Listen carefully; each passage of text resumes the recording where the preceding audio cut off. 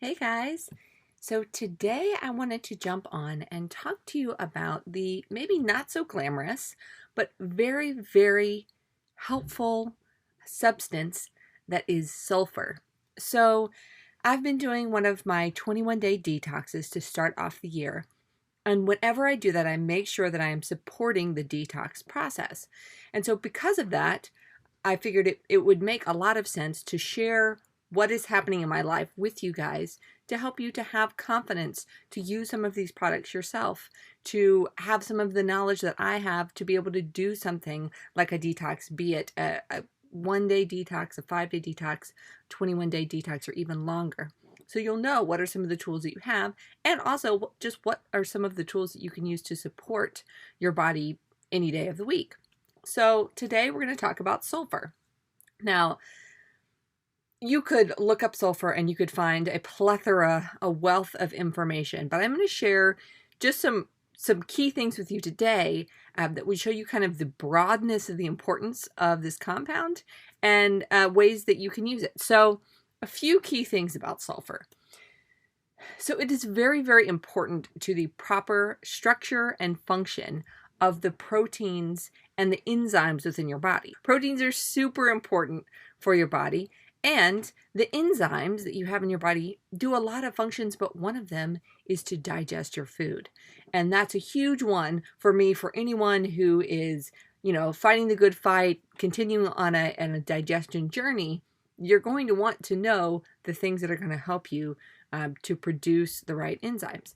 So sulfur is really important to proper function of the enzymes and proteins within the body. It also is a huge component of keratin, which is a protein that you find, you probably already know this, but in your hair, skin, and nails. So those long and strong nails, long silky hair, very beautiful supple skin.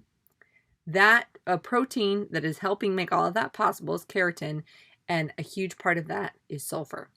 And then also the connective tissue, and this is something that I learned within the past year that was so fascinating to me about sulfur. So the connective tissue and the cartilage that is within your body, flexibility, also suppleness of your skin, but flexibility of joints, being able to move, mobility, ease, all of those things.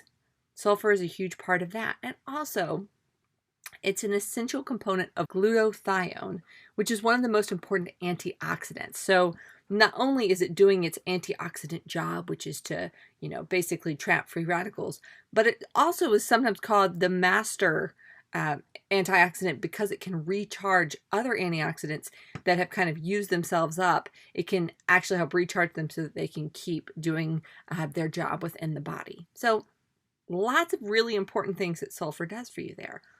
So how can you get sulfur into your diet? So there are several ways that you can obtain sulfur. Some of them are easier than others. One thing would be to eat more humanely raised and pastured meat. So think grass-fed beef. I struggle to say free-range chicken because we all know that what that really means is just like not in a cage, but like happy chickens, from an actual farm where they ran around. And I believe that's called pasture-raised. But so grass-fed beef, pasture-raised chicken, wild-caught fish, okay, those are great sources of sulfur.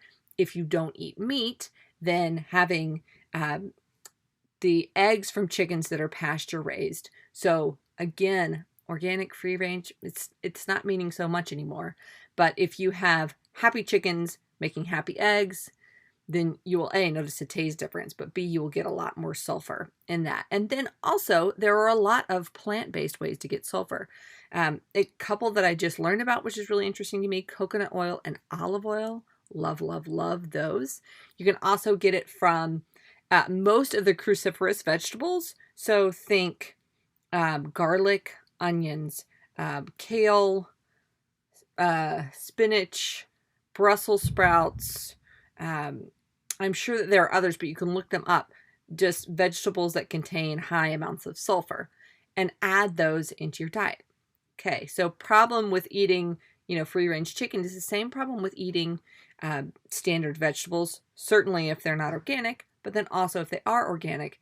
Just in general, the quality of our ground, the quality of our soil, it has been depleted over the years by over farming and just not taking care of the ground. So it is harder to get enough sulfur from our diet than it was a century ago.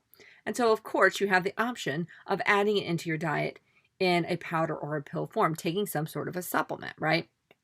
The other thing you can do if you don't want to take a supplement is you can actually get it through your skin by taking a bath in it. So Epsom salt bath will contain sulfur. So you can relax in an Epsom salt bath. You can eat really, really high quality meat and eggs and vegetables, or you can take it in a supplement form. Now, what's that going to do for you?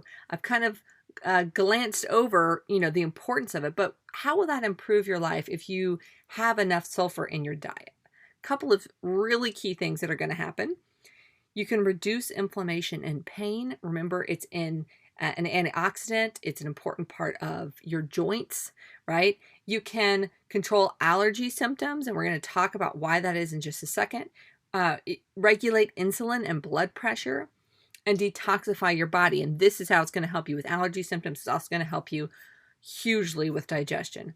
So the way that I personally use sulfur is by upping my intake through a supplement when I'm doing a detox. So why am I doing that? Well, when you are doing a detox process, basically what your body is doing, you're giving it a rest from all of the foods that you would usually eat and all of the chemicals that you might usually take into your body on a normal basis, and you're allowing it to clean itself out.